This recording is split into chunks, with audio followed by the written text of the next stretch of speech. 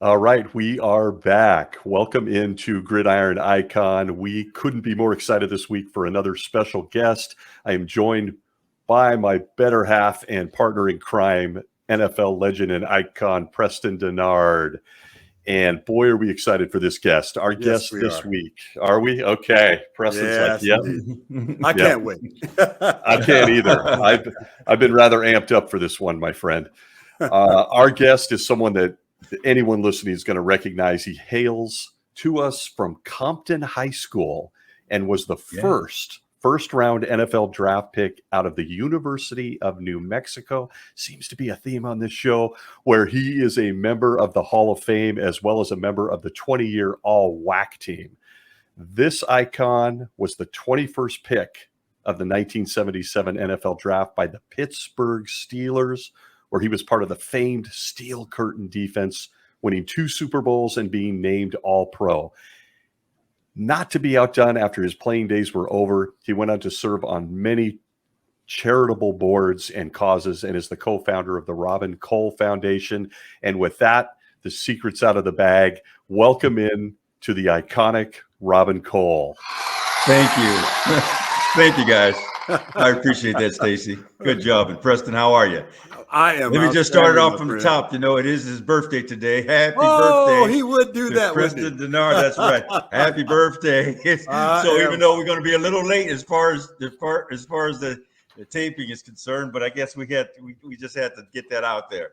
Oh, I am so embarrassed that I did not lead with that. Happy birthday to the iconic Preston Denard, man. We couldn't do this without you. Yes, Thank you. Happy we're going to turn this real quick around because our guest, we want to dive into. Stacy, it's the only time I get to gang up on him with somebody else. You've been looking forward to this, right? I mean, wide receiver to defensive end linebacker. Here we go. Here we go. Ladies and gentlemen, I am so excited. Robin Cole, number 56 in your heart. So we got to start out, and I'm just going to go right to the mashed potatoes on this one, and we're gonna get right into the flow. But I got to let everybody know the greatest moment that I can remember is playing in the Super Bowl, 1980, January 20th on a Sunday afternoon. I think it was a 3:47 p.m. start. I can't tell you who sung the national anthem, but she was an actress. But we're playing the Pittsburgh Steelers, the Los Angeles Rams. My second year. And Robin, I think that was your third year, correct? That's correct. Okay. And so we're at Pasadena at the Rose Bowl, really in Robin's backyard. And we come out for pregame. We're out there before the Steelers do. A couple of the kickers and some of the folks come out. Then they bring in the next big group before all the big guys come out. And I'm excited because 2 former Lobos are in a Super Bowl game together, myself and Robin. And the Steelers come out. I jog around the sideline like I normally do, just checking out the sideline because my theory is catch it and get out of bounds quickly. But we see the Steelers coming out, and I can't wait to grab Robin, hug him. We stop and talk. We run. Robin's heard this 1,000 times.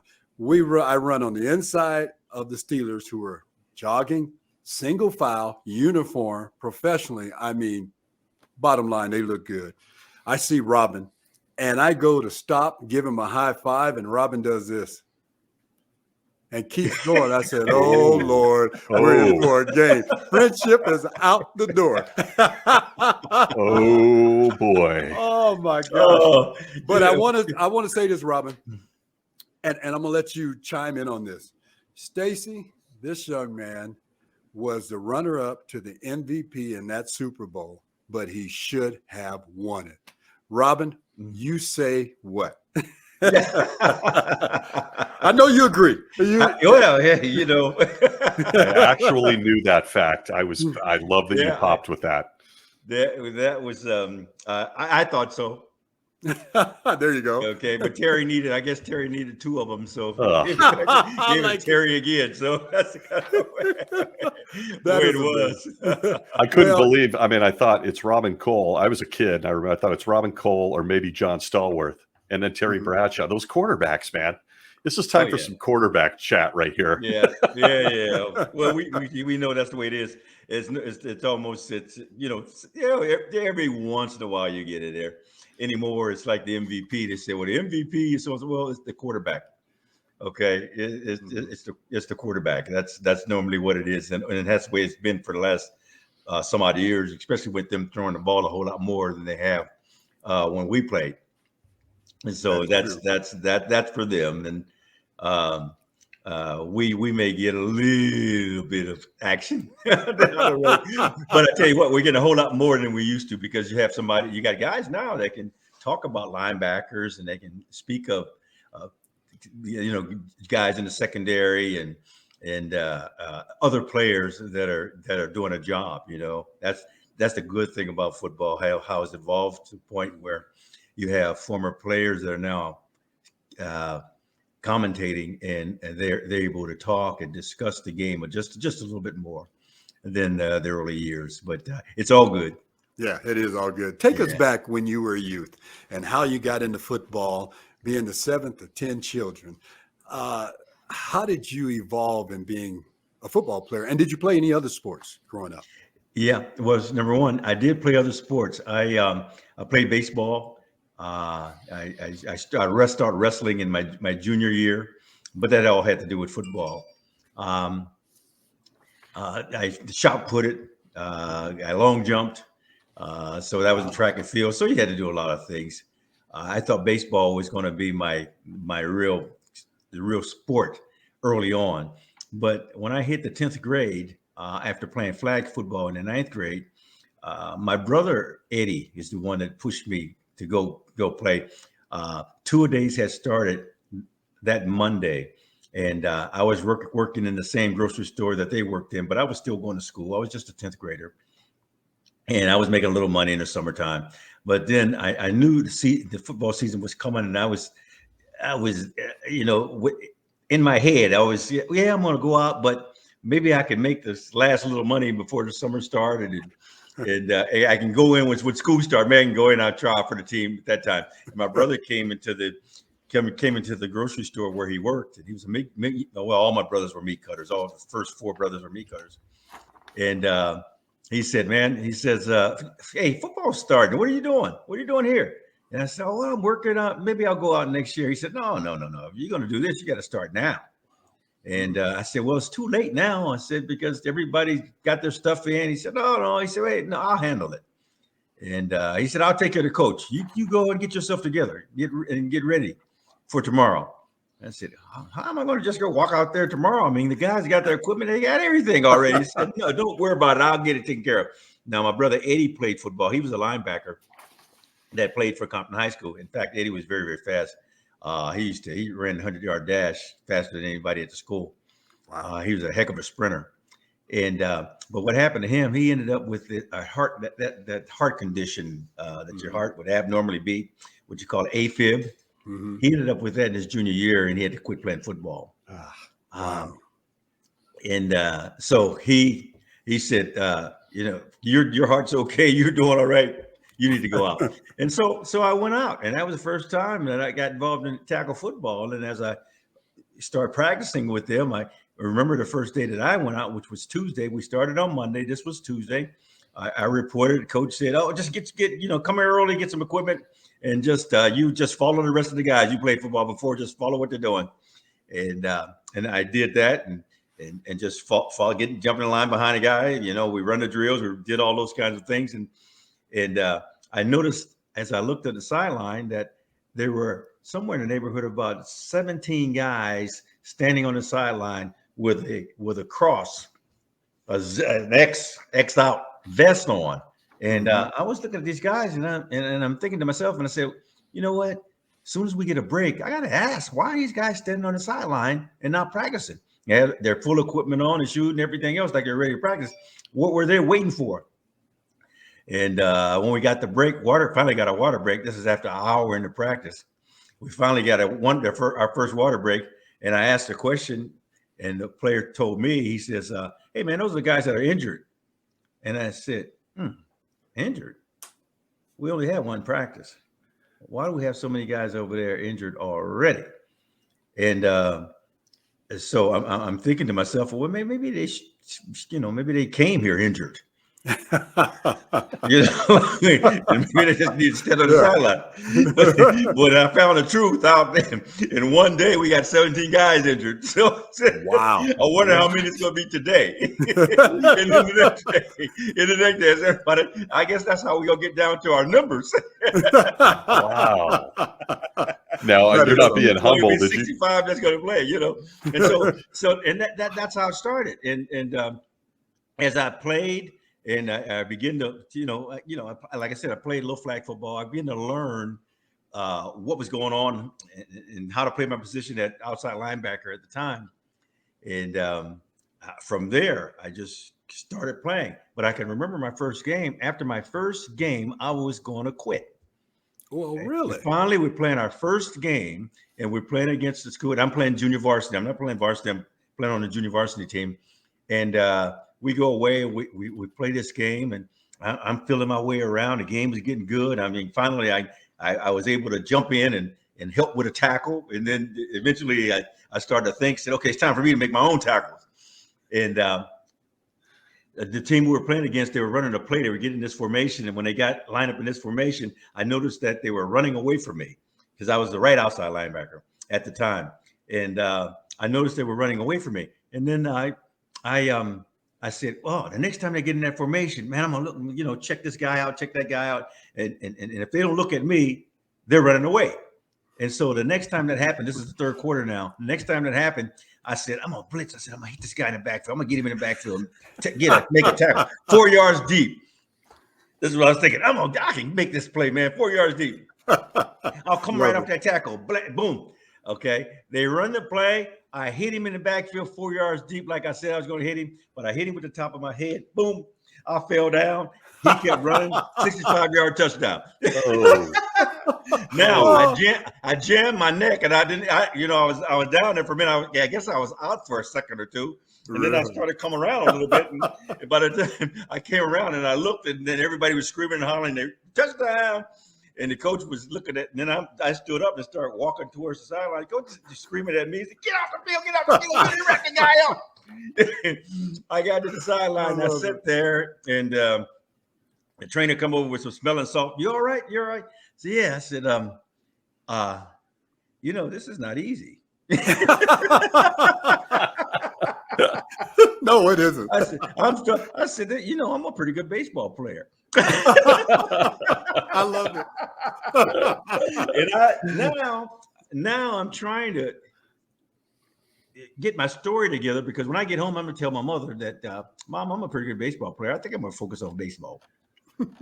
But she purchased the shoes for me, okay? And she went to the closet to get the money to purchase the shoes. And I had, a lot of brothers and sisters still at the house. I know she was squeezing the bucks to get me these shoes. So I walk in the house, and I thought by the time I took the bus from the team we were playing, from the school we were playing at, back to our school, then I had to catch another bus home. So by then I thought that I would have my story together, how I was going to present this to her. I walk in the house, and I still didn't have my story together. So I walk in the house, I walk past, I said, well, Mom's not going to ask me anything about football, so don't walk in the room and get myself together. So I'm walking past her bedroom, and she says, "Is that Rob?" I said, "Yes, ma'am." She said, "Oh, how was the game?" I said, "Oh, shoot, she asked me about the game." So I go in and say, "Oh, everything, game was good, Mom, and, she said, you know what?" She said, "I don't know how. I can't figure out how all those boys jump up, and one boy got the ball. He's at the bottom of that pile, and everybody jumps on top of him. I don't even see how he could breathe." I said, "You're right, Mom. It's hard to breathe underneath there if you're at the bottom of the pile." I said, "Mom, I was been thinking." She said, "What? Thinking about what?" So I said, I'm a pretty good baseball player. Nobody struck me out in the last couple of years. My bat average is pretty strong, I think I'm going to try to focus on my baseball." And she said, "Well, wait a minute, Harry." She said, I understand where you're going with this." She said, "But why did you go out for the football team in the first place?" I said, "Well, well, went out for the football team because I thought maybe, all the guys, friends were talking about going to college, and I didn't have any way to go to college. Everybody else, the other 6 that went through, nobody went to college, nobody had a scholarship. So I thought maybe I'd get a scholarship, but I maybe will get a scholarship playing baseball too. She said, "Oh well, yeah, that it may be." But let me ask you this question. She said you're going to get, you did it to get a scholarship. Did you get the scholarship yet? Oh, I said, Mom, Mom. you don't you don't understand what it takes to get a scholarship. So now I'm starting to explain to her what it takes to get a scholarship. I said, Mom, to get a scholarship, I ought to be an all-leaguer, blah, blah, blah, blah, blah. I said, this is just my sophomore year. She said, oh, is that the way it works? I said, yes. She said, oh, I just thought maybe you got the scholarship already. And I walked back to the bedroom and I sat there and I started thinking about this thing. And about, I don't know, 20 minutes later, my grandmother, she lived with us, and she walked in the bedroom and she said, Robin, can I talk to you for a minute? I said, yes, ma'am. She said, I'm going to share this with you. She said, anything worth doing is worth doing poorly until you can learn to do it well. Anything. And she walked out the room. And then my head starts spinning. Wow, I guess I really haven't done enough. I haven't done it. I haven't learned how to do this. Okay. And from there, then this is when all the other sports started getting involved. Wrestling. Okay. I remember a wrestling coach said, Robin, if you learn how to wrestle, you'll become a better football player. So I started wrestling. And then when I got to college, when I got to UNM, I used to, it's because they didn't have my major, I wanted to major in criminology at UNM. UNM didn't have a criminology major, and I had signed up, letter of intent. I'm there. We're in 2 days, and it's hey guys, Friday we break. We gotta go with our classes. So I report. Said, what do you want to major in? I said, criminology. Well, we don't have that criminology degree. You have to decide to do something else. I said, wait a minute, I don't decide to do something else. I don't know what else to do. Okay, but I'm stuck here now. I can't leave this school. I said, well, I wouldn't mind coaching, but a little bit, but I don't want to major in physical education, but I guess I'll take classes along that line, correct. And so I started taking classes. And one of the classes that I took, which was where the department is, there was a teacher there that taught karate. And I loved karate. I was a Bruce Lee fan. I followed. Don't have to be too heavy. You don't have to weigh 245 pounds to play this game. You have to learn leverage and all. And would go when I left the class before I would go to practice. I would stop at this class just a little bit, look in the door and watch them do some katas and do some moves. And this day I passed this class and I'm looking in the class and he's not there.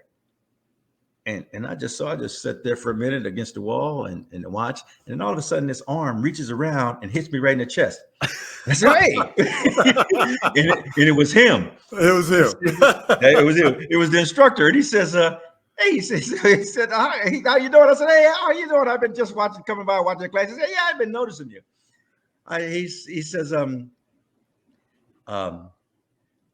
told him, I said, well, my name's Robin Cole, and I'm just a new student here, and I'm playing football over. He said, yeah, well, you're the freshman that they're talking about over there. He said, you're the only one that made the team as a freshman. I said, yeah, wow, yeah, I guess that's me.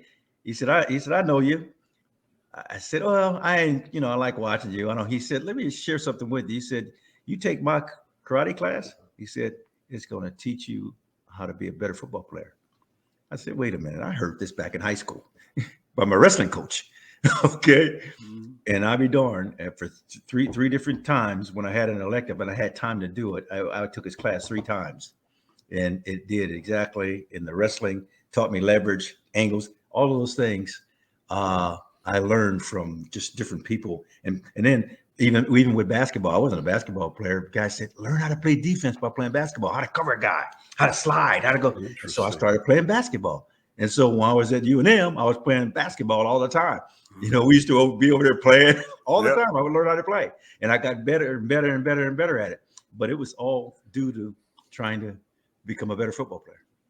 And a star was born at the University of New Mexico. And I tell you, my experience coming in as a freshman in '74 and seeing Robin, I just remember him and Bruce Herron bookends. Yeah. And I have never, when Robin tells you that story about 4 yards deep in the backfield, hitting him in the back, I haven't seen a quarterback take 2 or 3 steps before Robin was on his behind. And I tell you what, it was the greatest experience in seeing a really good football player. But Robin, you evolved into an elite player, the first #1 pick coming out of the University of New Mexico, going to the Steelers.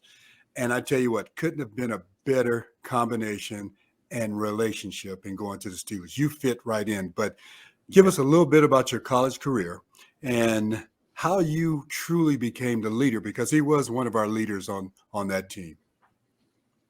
Yeah, I just, when I first entered there at the University of New Mexico, I can remember our freshman year after we broke camp, and then we had I don't know if you remember you remember, Magic, the media days. Oh, yeah. And we had a media day. Okay. So now we've gone through 2 days, and now it's media day. So all the players, it was like 65 or maybe more than 65, because I think a couple of those guys are walk-ons.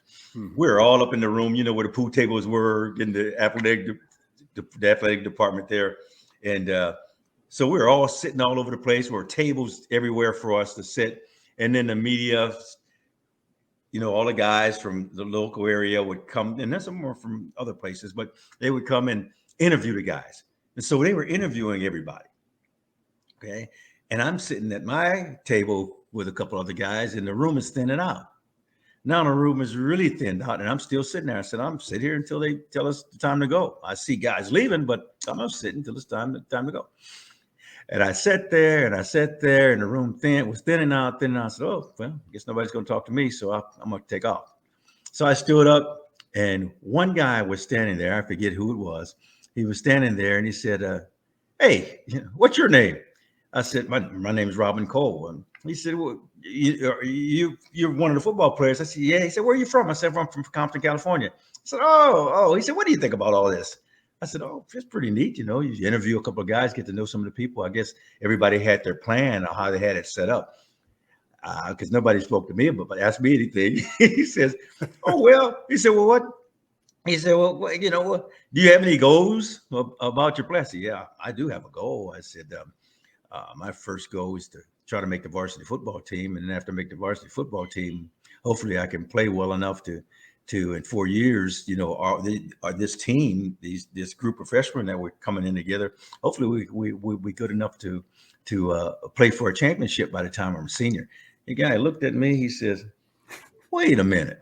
He said, wait a minute, just say, wait right here, I'll be back. He came back with 2 other writers. He said, now tell him what you told me. You know where you are. I said, well, I'm just telling you, you really want to know? He said, yeah, I want to know. I said, well, my goal is to be maybe one day to be one of the first All-Americans to come out of this university and be a first-round draft pick. That's my goal. And after they finished chuckling, then some other guys started to come. And all of a sudden, everybody's around me. And guess what interview ended up in the newspaper? You were good for a soundbite. They were like, "Oh, that was a great soundbite, brother." I've been a great soundbite. Chuck Noll didn't like it, but I've been a great soundbite for a long time. And that's how it started. And I can remember Coach says, you talk is one thing, but you have to do. And yeah, okay, we'll go. I have to ask. We're going to do.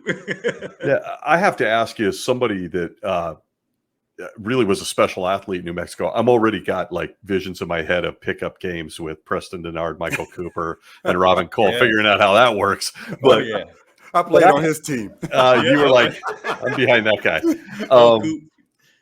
Amazing. Now, little did you know when Coop, you got Cooper, you had Marvin Johnson, a big Gray. Remember Gray? Mm-hmm. Remember George? George. Well, what happened is that Ellenberger didn't have any. He didn't have any black basketball guys to take these guys around town to recruit these guys. Okay, they had nobody. Right. And so he came over to the football and asked, "Hey, man, do you guys have anybody that can take these guys around?" Mm-hmm. So I recruited all those guys. Okay, now I'm supposed to take him out to dinner, right? So I'm supposed to take this guy to dinner. Say, hey man, you guys want to go out to dinner? I mean, we have so much money to buy you dinners. I say, oh, man, we don't care. I said, well, what do you like? You know, so I like we just like regular food. I said, hey man, I tell you what. Why don't I'll get a couple of fried chicken. We got to get a couple of chickens. We fry some chicken. I'll make you guys some greens. We make some hot water cornbread. Every time I didn't take those guys out. I went to take those guys back to that dormitory. It wasn't a dormitory room. I was in student housing at the time. Took them back to the house, and man, we sat down, we watched television, and we just chatted. And I cooked them dinner. That's amazing. They all came. That's a story. And then when Michael Cooper was getting ready to leave, John Stulecki called me up on the telephone. Okay, He said, "Robin, you have to get over here right now. I have Marvin Johnson and Michael Cooper sitting here. Their bags are in their car, and they're getting ready to leave." He said, wow. "I need you to come over here, and you need to talk to these guys." I said, "John, I'll be right over." Went over there. We spent about a couple hours, and I was talking to the guys and sharing with the guys that they were junior college transfers. If you walk out now, you may not get another opportunity to play. You guys somebody has to stay. I said, I found out that George and I found out Gray and a couple other guys, they already left. I said, you guys got to stay. You're going to mess it. We'll never hear from them again. And we never have. Right. That is incredible. Does that go right? Never have. That goes right back to the conversation with your mom and your grandmother, right? Yes, exactly right. I mean, that's so wow. It's just, God's been good, but God's been good. Not only to myself, I was able to share what I learned and give that blessing to somebody else in any way that they could understand it. And that's why I'm so full. I'm so full of everything that I have. I'm no multi-millionaire. I'm not even a 100-aire. But I tell you what, I'm satisfied. I'll get mine in heaven. But I'm satisfied with the blessings that I received and that I could share those types of things with other people. That's incredible. At the right time. Yeah. That's incredible. I'm intrigued, and in the interest of time, just a couple of quick questions out of me. I'm intrigued how USC and UCLA let you get out of town. How did you end up with my friend Preston here? They didn't. I remember when Donahue came over to Compton High School and Coach Mariano and and we the crew said, hey, we're going to visit the school. So I went up and visited the UCLA and but the thing always rung in the back of my mind was, wow, distractions. Because I had older brothers and sisters, I had two older sisters, 4 older brothers, and everybody's class had somebody that went to college somewhere, but we didn't hear from them anymore. And then when I got a little older, my brothers were saying, "Oh man, they just too many distractions. They went to school too close." Guys were running up; their friends were running up there, want to party with their partying people, and it was a shame. So here I was. I had a scholarship to Stanford. I had Washington University. It was Washington State, University of Hawaii, UC Riverside, some smaller colleges. I even had, this is when they were diversifying. I had Harvard that had sent me information. No, Yale had sent me information, and they started to, I said, well, they're so far away. And then at the same time, am I prepared for that school? Yeah. Thinking about those things, I said, I need to go someplace where there wasn't a lot of distractions. University of New Mexico was the last university that I saw, and flew out there, University of New Mexico, and spent time and looked around and said, man, there's no distractions out here at all, because when they took me around, they didn't take me any place. I went to Hawaii, I saw pretty girls. Yeah. I went to UCLA, I saw pretty girls. I said, those will be a problem for me. Okay. So I, as a young man, I was thinking about those things in the back of my mind. So when I left UNM, I said, I know where I'm supposed to be. And that was it. That's amazing. That's also explains why Stanford and Harvard came knocking because you were clearly smart enough to know too many pretty girls in these other places. I'm going to do it. Yeah, I didn't remember anything about any campuses. I tell you that. So funny. Every young guy. Oh man.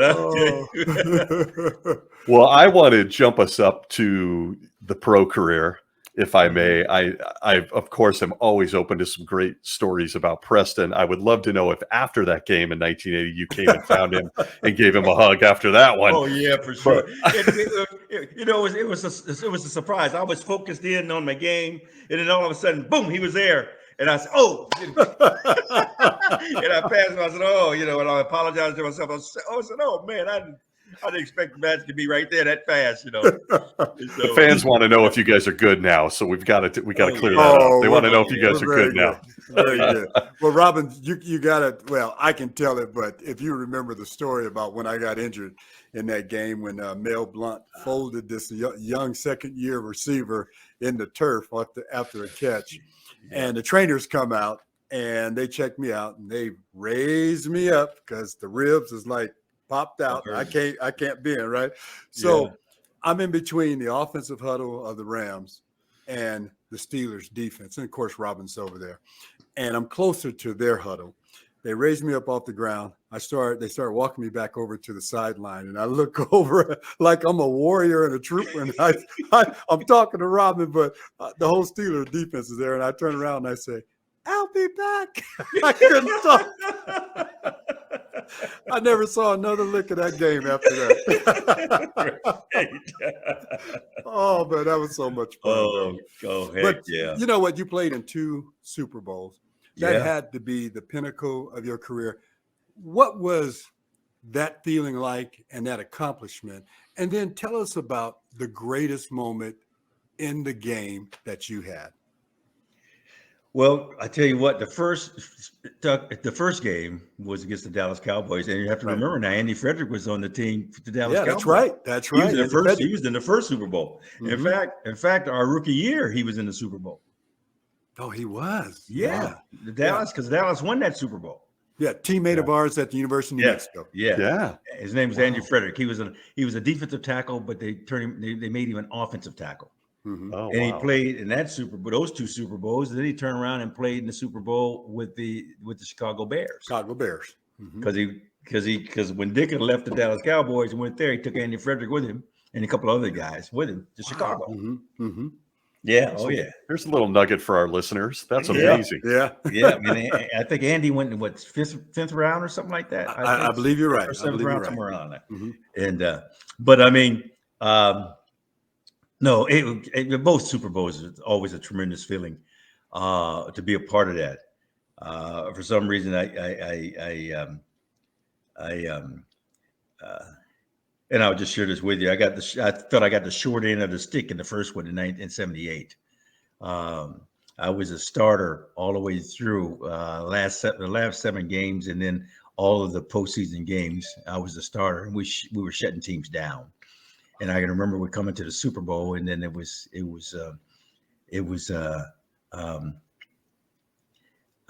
after we did our warm-ups. And we come in after warm-ups, everybody's ready. We're talking about what we're going to do, how we're going to do this, lock this down, and blah, blah, blah. And the coach walks up to me and says, "Hey, Robin, I'm going to, Lauren Taves has been with us for a long time, and I love the heck out of Lauren. But he said, Lauren Taves has been with us for a long time, and both of you guys are going to play, but we're going to start Lauren." And I'm like, "Oh yeah, are you serious? Why are you messing with my attitude now? Okay, right. Are you still upset because I told you guys when I was a rookie that I liked the Oakland Raiders? Oh, You're still mad at me? Okay." Oh my. Okay. Oh yeah. Steelers and Raiders have some history. That might have went over real well. Oh yeah. And that was that was back in 76, and then between 76 and 77. Chuck was, really having some challenges. I mean, him and Al Davis, they were, that was the criminal element. Yeah. Back then. Yeah. And I'm at student housing, and I'm talking on the phone, speaking to the press, and they asked me a question. They were trying to dig it out of me. I mean, I shared with them first that they asked me about heroes. I said, I don't really have any heroes in the National Football League right now. I said, but I learned from all the players. And then it kept going. And then the guy that started, you remember a guy by the name of Myron Cope? You may not remember his name, but you remember this. All those towels that's on television right now that they're waving in the air. Mm-hmm. Myron Cope was the guy that started the terrible towel. Oh, wow. Mm-hmm. Okay.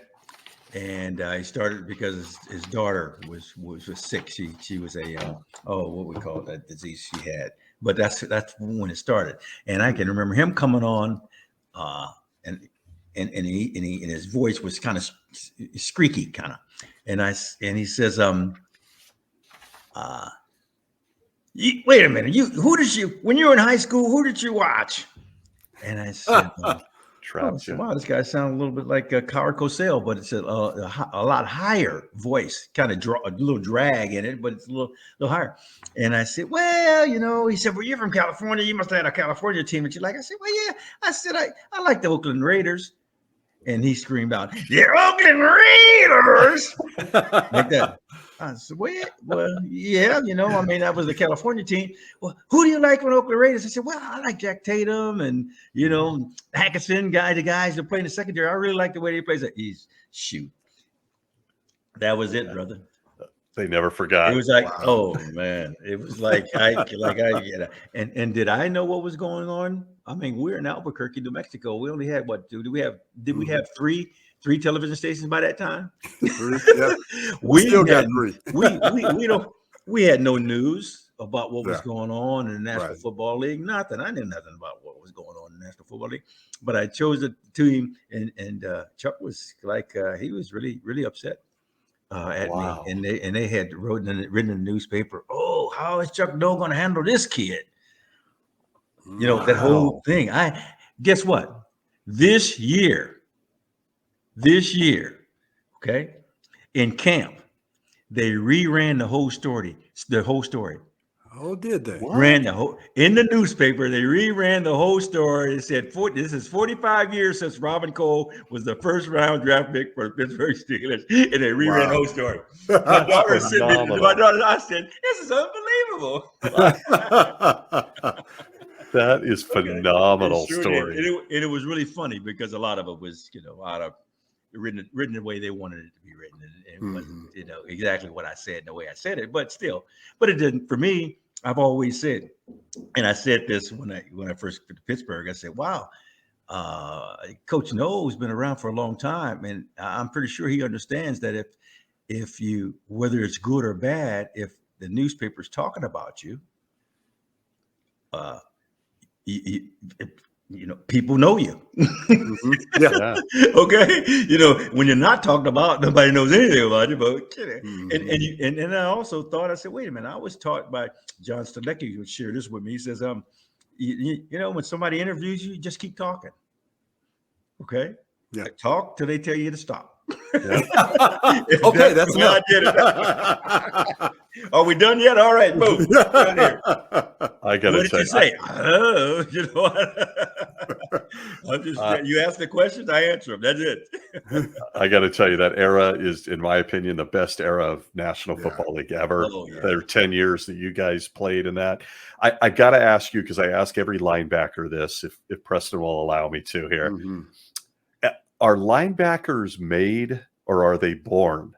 And I'm asking a guy who is a legend playing with Ham, Lambert, Joe Green, Preston Mel Blunt. I bothered him to no end on that one.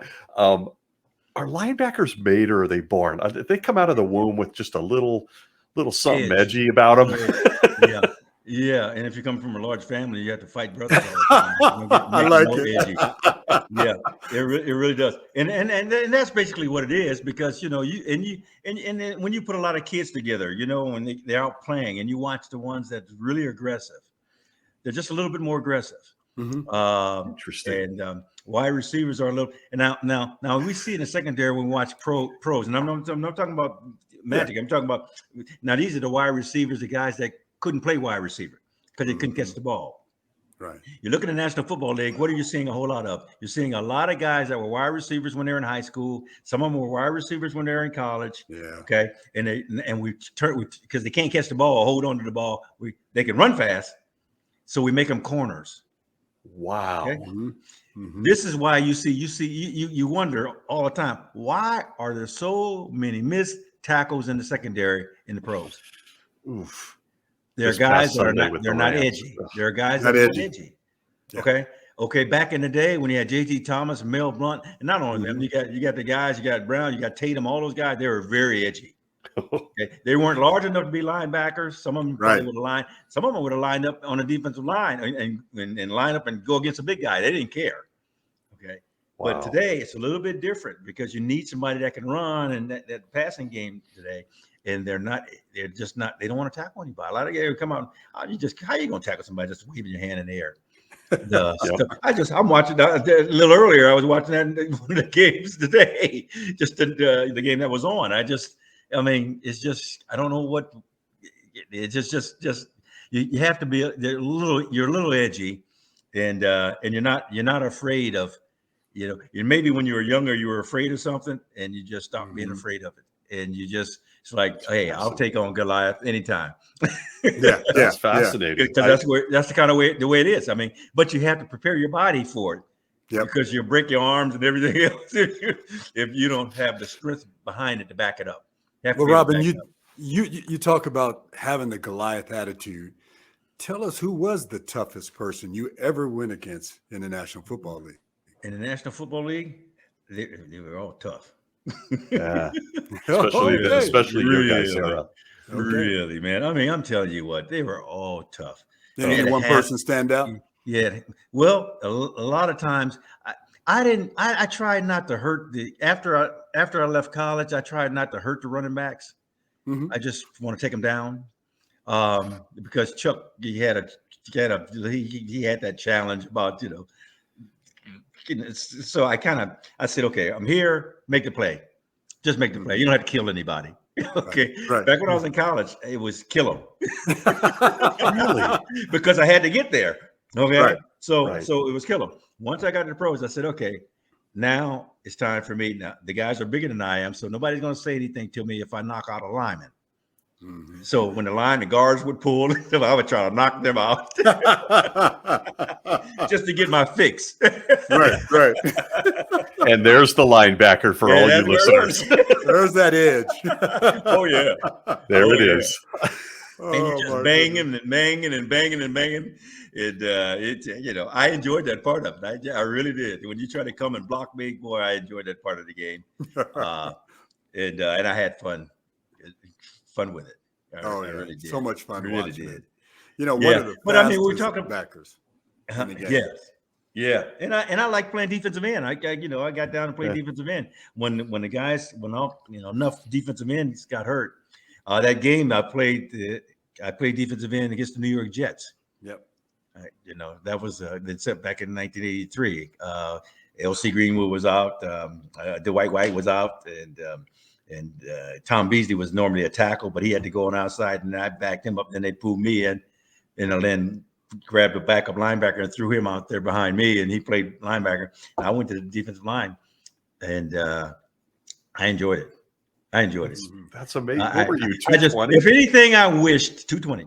Anything I wished if it was anything that it's a lot. I think I left stuff that I didn't complete.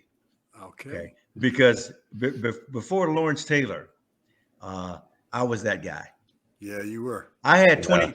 We didn't count sacks. We counted sacks because we at our position when we watched the film, we counted sacks. I had 21 sacks. It says 17. I had 21 sacks my junior year. Wow. Okay. And they can pull the film out and look at all the film. Now you can't even find the film. You go over to the University of Mexico, you can't even find the film. The guy's throwing the film away. It's silliness. That's your history, and it's silliness how we let an athletic director come in and clean house and throw all our stuff away, throw our history away. I hate that. Unbelievable. Wow. But I wish I had had the opportunity to just really get loose at that outside linebacking position and get after the quarterback. By the time we went to the 3-4, it was too late for me. They asked me to move inside and play middle linebacker, so I played middle linebacker for the rest of the time. Incredible. Yeah. But back when my legs were young, I wish I had an opportunity to do that. That's very Young. versatile. I mean, 220 is the size of a strong safety now, and you were up there. I mean, that's incredible. Oh yeah, and I carry 2% body fat. Ugh.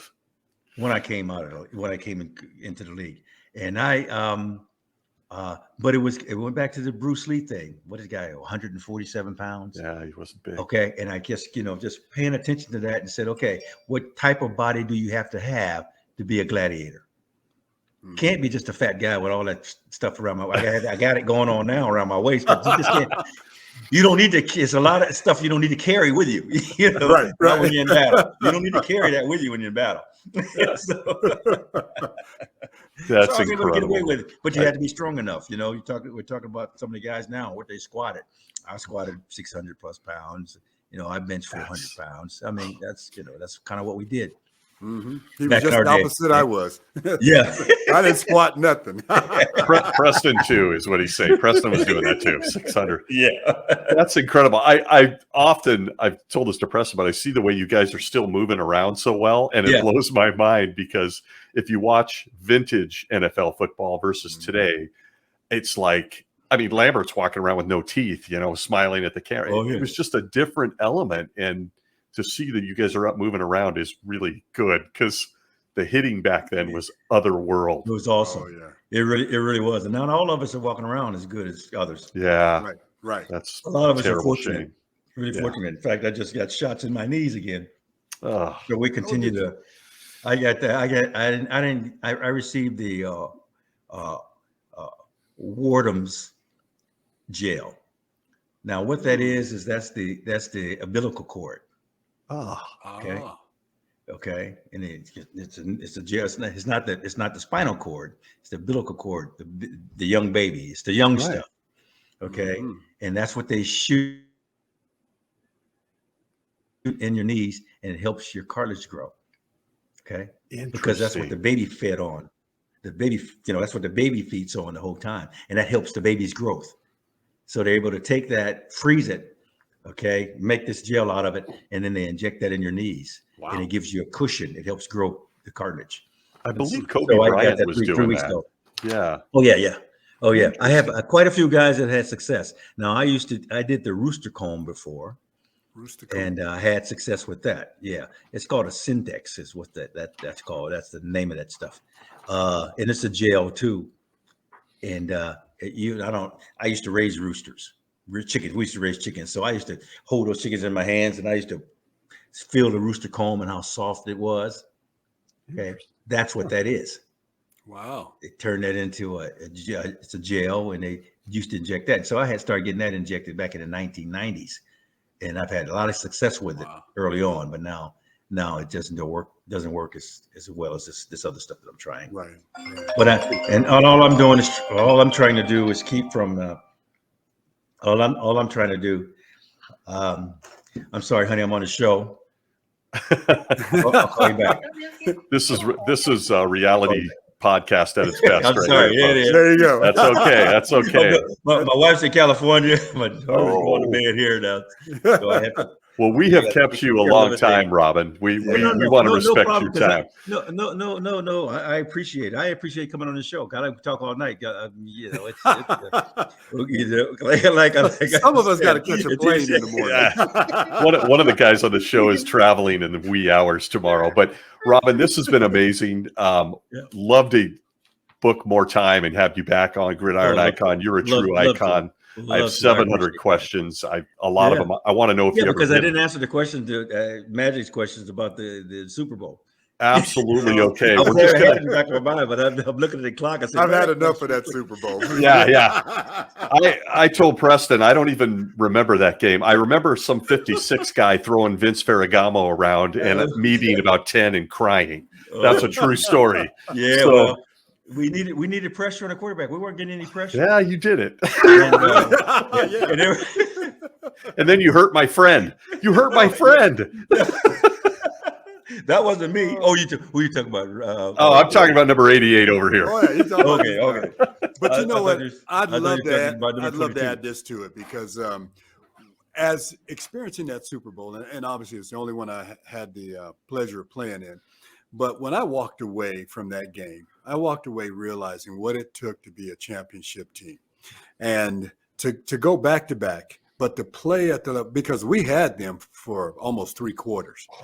But you saw a true championship team come back to life and keep plugging away. And they came up with the best defensive plays. And the pressure that Robin's talking about, that was ongoing throughout the entire game. And they never wilted. They never stopped. And I knew I was always impressed.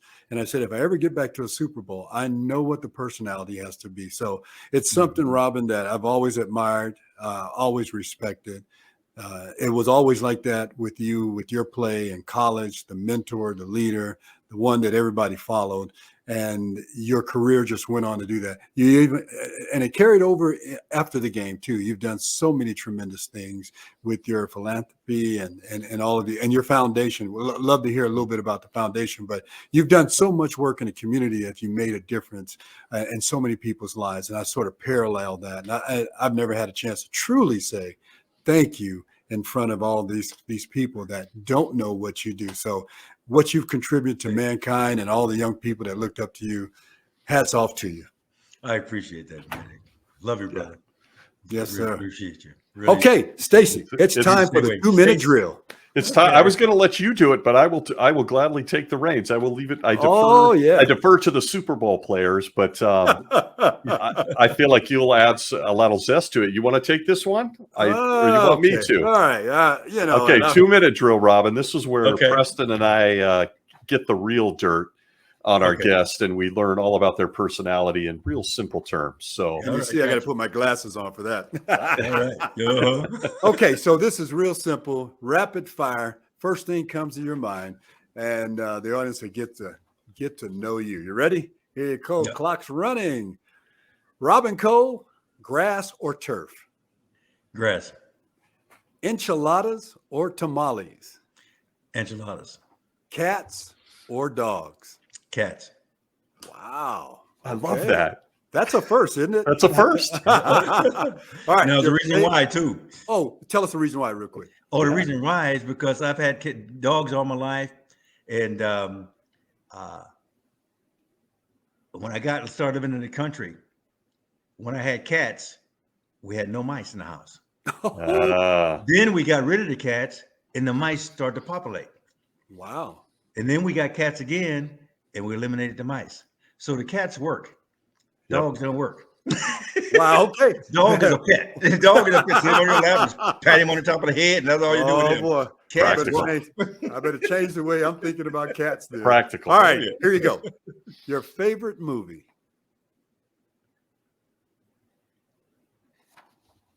Damn Yankees. Something. What was it? Damn Yankees. Classic. Damn Yankees is a classic, a musical. Yeah. I fell in love with that show. And every time I hear it, I still, it's just. Okay. Your most underrated teammate at any level of play?